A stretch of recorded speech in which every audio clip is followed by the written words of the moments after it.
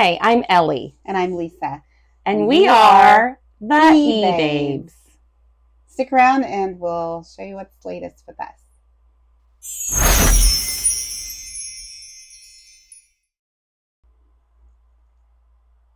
We have some trendy items this week. We do. A little bit unusual for the season, but... you got it. I always say, you find what you find when you find it. Right. So we got a big haul of granny core. Granny core, definitely. Real vintage sweaters. Yes, very vintage, which sometimes now, do you list your stuff right away, or it depends on what it is for me? Yes. So first of all, this haul was huge. So some of this stuff I am going to list right now because I know that there are some places in the United States where people do wear sweaters in the summer. Right. Where we live, that doesn't happen. And I've actually sold some lately that I've listed, but we came across this big haul at a garage sale. They were the right price because the lady called us and said, you can have everything for free. So we were like, all right. And that's the right price for us. We turned around and got some really good stuff though. So there's some Christmas stuff that there's two. I'm just going to show one Christmas sweater. I think you're showing one. My favorite Christmas sweater that I'm probably going to hold off until Christmas time, but we'll see. And I think all of the items we have, I'm not sure, you might have something that's not just like, are more bread and butter. Like none of them are like going to break the bank, but no, none of them are going to break the bank. No, break the bank, but none of them are going to be like huge money makers. But the majority of what we sell really is bread and butter. Like we try to shoot for. I try to shoot for a minimum of $15 profit per item, but I kind of like to raise that to $20. It's hard with how we source these things. I was planning on starting more in the 30. I did some research. I'm just going to start closer to the $30 range with most of them, just to see how it. And you can always start high and come down, especially when you're talking about sweaters in the summertime. Right. And there's little things we do. Like I refresh stuff periodically. We'll get into that later. That's online. But, so, all right. So should we show our items first? Sure. Okay. Well, so these are my granny core items. This first one is a Bobby Brooks. I think it's an acrylic sweater, just from the feel of it, but very, I'd say, late 80s. Yes. Like a mock neck. And this is the vintage. You can tell by the lettering on there. And I can't actually read the content, but I can tell by feeling it. I don't think it's a cotton. I feel like if you like put the lighting right on your phone, you could read that tag. Could you really? Yeah, I have a trick. Okay, well, I'll show you. I figured it out the other day. The tag, but nice. The color. We'll have a show about my bright, trick. So the color's great for right now, and this is a Bobby Brooks, and it's like a nice chunky. It is. It's a chunky knit. Knit. I feel like someone might wear that in the summertime. I'm gonna save the best for last. Yes, that's definitely the best. This is a Townsley. This also feels acrylic to me. Yes, 100% acrylic. Definitely 80s. Very much 80s. I probably had this sweater in the 80s, but similar color-wise, but a little bit more teal. And very college. What words would you use to describe this? Yeah, definitely. It's not really granny core exactly. No, vintage 80s. Collegiate, probably. Yeah. So there's that. And then this one. I guess I was thinking granny core because we literally got it from someone's granny. All this a granny actually gave us. I was looking at my stuff. I was like, that's not really granny core, is it? Now this is granny core. This is totally granny core. It's got some pilling that I think we'll have to take off. But this reminds me of my mother. So it's very granny core. Just the collar, everything, the brand, the Day Breeze is very 80s. Maybe even 70s, 80s. The little cardinal is my favorite. Yeah, very cute, but very trendy actually right now. So those are my three favorite for the week. I don't even know. I mean, that's Christmas Eve. It's Christmas Eve, but it's also just winter. It's not like overt Christmas. Right. You could wear that in January. Or you can wear it in November. June. We'd wear it in June. Yeah. I mean, I would, because around here people use their AC so much that I'm always freezing cold. That's true. Yeah. So again, I guess someone's grandma did own this. We got the whole story, which was kind of fun. So this is the brand. So this is Easy Sportwear. It's probably from the 80s or the 90s, late 80s. Maine. It is from Maine. And that, I think, has more of a wider appeal. Yes. Yeah. So I am going to post this right now. But this was their grandmother's. I'm going to move that. You can see from the tag, though, that it's a vintage item. And it does have some pilling on the inside. I'm probably going to go through and with my little shaver and try to get some of that off. Yeah. But yeah, this does have like a wider appeal. Yeah, it does. And it doesn't necessarily, to me, read vintage, but I mean, it is a vintage piece. And I like the like sort of soft gray to it. Yeah. And I feel like someone in Maine could wear this right now. Maine in the summer is great. And if you do come across vintage items that are truly vintage and have been stored, we have some tips for getting rid of odors and discoloration and stuff. Yes. And maybe we'll do another video. Speaking of that, this jacket is proof of that. This has a little bit of a grainy feel to it. This granny was also a smoker. Yes. So this was a testament of like all of our tips and tricks that we use. And so this is a blazer. It's the Norton McNaughton brand. I actually think that this was more late 90s, early 1000s. Like JCPenney's or something? Yep. Like JCPenney's brand when I looked it up.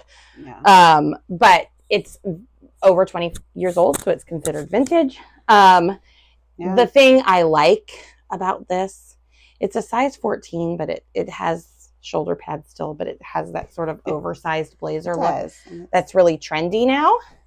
And it's a little bit timeless. Like it is timeless. Yeah, I think it's cute. Yeah. That you could wear with like jeans, or you could wear it to work. Yeah. So that's one thing that I liked. And then this is my granny item. This is way more granny than your granny item. I don't think I've seen this one. Oh, you have not seen this one. For a treat. So it is this. Oh, yeah. Angel. Well, that is very Christmas sweater. That is very granny-esque. And so you have this like little angel with My mom stars. Just loves these. With these little collars. I don't know why. Morning Sun brand. I don't know that my trick's going to work on this. I tried it. It didn't actually work. So I'm guessing it's probably a large. I don't know. Based on the other sizing. Yeah, large, extra large. Large, you think extra large maybe? Yeah. So, I just I love this little angel. When I think this granny is about a size 14.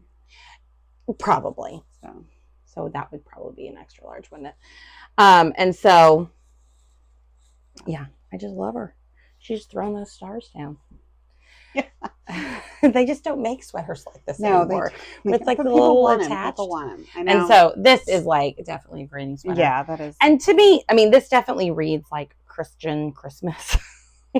But I don't know. I feel like, you could get away with this any time of the year. I'd wear this tomorrow. You could. So. A little young to be granny. I'm definitely, my oldest child's 8. So. We've got a ways to go. So today's topic we're going to talk about is things that we wish we knew before we got started. So you want to start? Yes. These are things that we learned through trial and error, mostly error. Mostly error. Yeah. So the first one's a big one. Yeah. And this is, first just get started. And come up with an organizational system. So shelves, make sure you number your bins. Make sure when you are putting your things in eBay, they have, an SKU, a SKU number. What does that stand for? I don't know what it stands for. Sales kill unit. just make sure that there's some kind of organizational numbering system. Yeah, there's a little skew, and that the customer doesn't see that, but you see it. And so I always put my date, where I sourced it from. If it cost, some of the things I buy are more expensive. Like I paid $25. I want to note that in there, and then where it's located in my storage system. That way, if anybody can come in. If I'm sick, my daughter can come in. She can find stuff, and she knows right where to look to get it. And so that it just helps a lot of things. I can also see how long it's been there, if I need to drop a price or whatever. Yes. So and if you want to keep as much of your organizational system inside of eBay, because they have a lot of organizational tools, you want to keep as much of that in eBay as possible. You also don't want to be the only person who knows how to locate things in your on your shelves. That was my problem for a long time. Yeah, because as you grow, you're gonna need help. You're gonna think you know where things are, but then as you grow, you might forget. And you don't want to need help and be on the phone with your mom. Right. And it take 40 minutes for her to find something. So we can put links for some of the bins we've used. We both use clear bins. That makes it kind of nice because you can sort of see what's inside of them.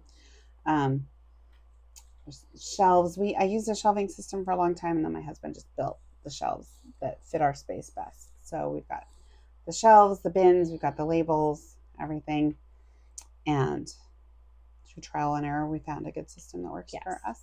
So you have to have a system, and you have to have a system that which someone is kind else of our second one. I mean, could understand. 1 and 2 kind of go into. The first one was start out organized and stay organized, and the second one is build systems so that everything that you're doing has a system, a way that you do it. So, like a dedicated space for every part of your business. Like we have, this is our YouTube space. Yes. We have a shipping area, a listing area. I have a photo booth for flat, like items like on a table, like shoes and that kind of thing. And we have a hanging area for hanging items. What else? Templates built in with eBay, all of the different templates that you can make, which of course we can go into at some point if you want us to. The idea is just to make it as easy as possible for you. So like if I have 5 minutes and I want to take photos, I can do that. And I don't have to set anything up. I always have my lighting there. I always have everything there. And I can just go in and take my photos and I'm done. Yes. So I have things my kids know. You don't touch the rulers that I have that I use. Those, I have one for each photo station and they do not leave that station.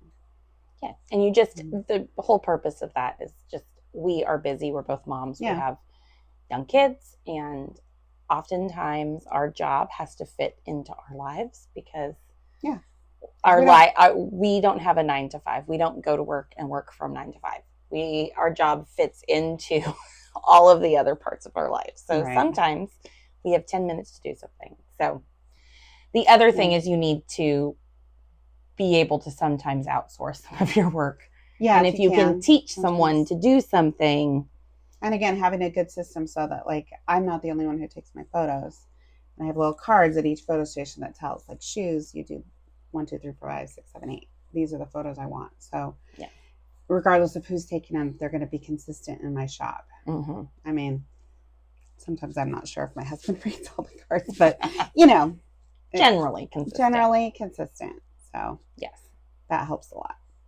Absolutely. Yeah. All right. The next one, invest in good tools that are going to help you. So a good scale, a good tape dispenser, yardsticks, a thermal printer, lanyard. Well, I keep a lanyard to hang my phone around my neck. Oh, so that, you know, because I'll take pictures of the item and then I need to move it, and I would hold my phone under my chin or whatever, set it on the shelf. My photo station's different than hers. I have a little phone holder that I put my phone in. Just something for me. I wear it around my neck, and then I can just drop my phone and keep moving, and whatever works to make your flow better. And we've both skimped on buying cheaper items, thinking we'd save money. Do not do that, because then you'll just buy 2. Right. So better to just buy the good one to begin with. Yeah. It's not always the most expensive one, but make sure you get good tools with good reviews and that kind of stuff. So, yes. Yeah. You do not want to, some things you just don't skip on. Right. So get the stuff you need to do your job right. Yes. And then number 4, this one's close to my heart, but sell what you know and what you love. Yeah. So sometimes we got caught in the trap of just sort of picking anything or just because there's a lot of whatever, or because everybody else is buying one thing. Yeah. You shop with other resellers. And so you're like, oh, they're buying that, I should buy that. Yeah. And buy what speaks to you. So Granny Core speaks to you, you buy it. I mean, we like quirky. I like to keep it interesting because this is the job that I'm planning on doing for the next, I don't know how long. I mean, I've done it for 25 years, so probably a while longer. And I want to enjoy it. So we do buy quirky, fun things, and sometimes I just like buying weird things. Yeah, coming home, and there's stuff that I put up that I list and I enjoy it for a while, and then it goes to somebody else. It's kind of nice. So I want things around me that I like. Yeah, but also we do also buy things that we know are selling. Right. So if I come to a bin and I find something that a brand that has sold well for me for a high profit, has a high sell through, I'm not going to put it back. Well, and that's sell what you know. So sell what you know and what you love. So both. Exactly.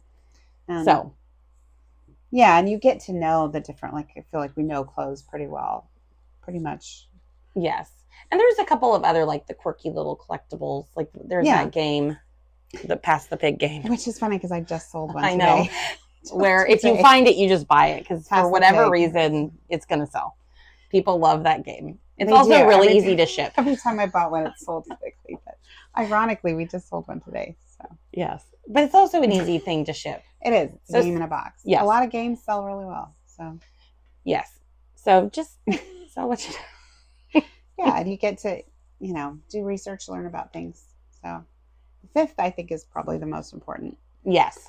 Treat your resale business like a business. So even though we don't have 9 to 5s, we have to treat it like a job. Like, I have a schedule, and this is when I'm doing this, and this is when I'm doing that for my business. And right. So we do have a schedule, even though our schedule doesn't look like a traditional 9 to 5 schedule.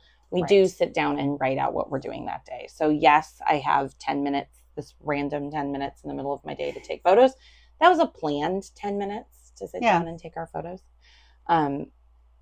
And so you do have to treat it like a business. It's just what you have to do.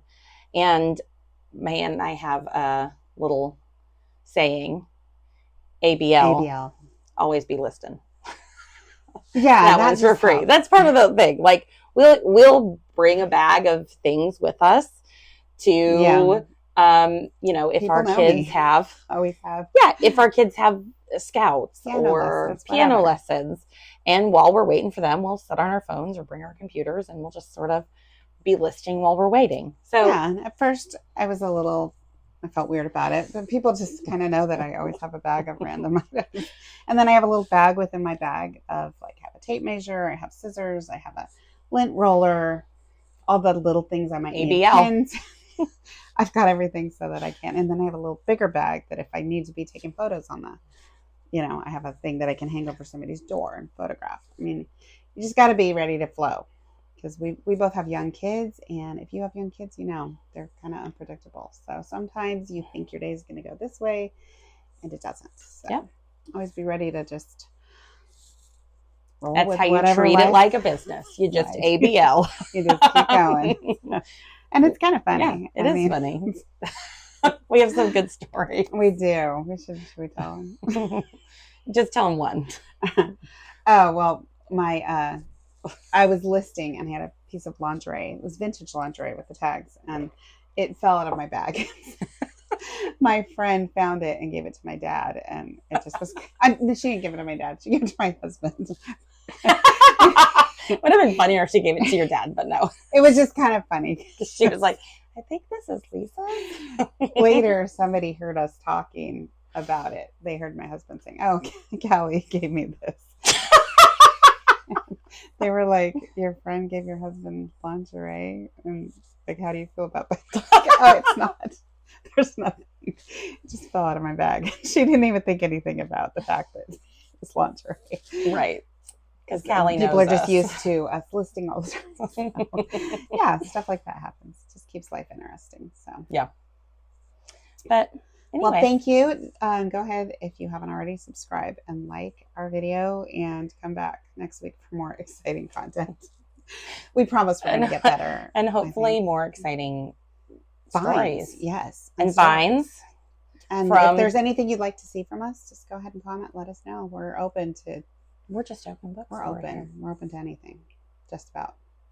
So, sounded wrong.